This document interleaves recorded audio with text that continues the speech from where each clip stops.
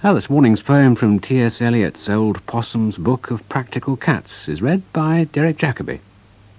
Mr. Mistoffelees. You ought to know Mr. Mistoffelees, the original conjuring cat. There can be no doubt about that. Please listen to me and don't scoff. All his inventions are off his own bat. There's no such cat in the metropolis. He holds all the patent monopolies for performing surprising illusions and creating eccentric confusions. At prestidigitation and at leisure domain, he'll defy examination and deceive you again.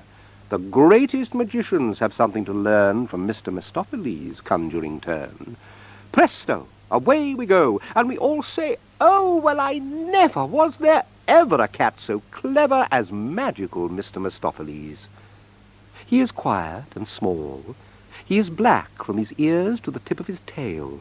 He can creep through the tiniest crack. He can walk on the narrowest rail. He can pick any card from a pack. He is equally cunning with dice. He is always deceiving you into believing that he's only hunting for mice. He can play any trick with a cork, or a spoon and a bit of fish paste. If you look for a knife or a fork, and you think it is merely misplaced, you have seen it one moment, and then it is gone, but you'll find it next week, lying out on the lawn.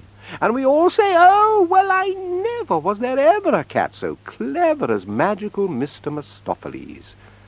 His manner is vague and aloof. You would think there was nobody shyer, but his voice has been heard on the roof when he was curled up by the fire, and he's sometimes been heard by the fire when he was about on the roof.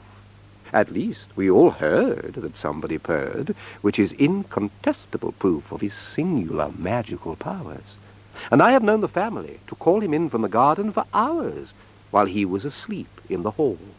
And not long ago, this phenomenal cat produced 7 kittens right out of a hat, and we all said, "Oh, well, I never, did you ever know a cat so clever as magical Mr. Mistoffelees?"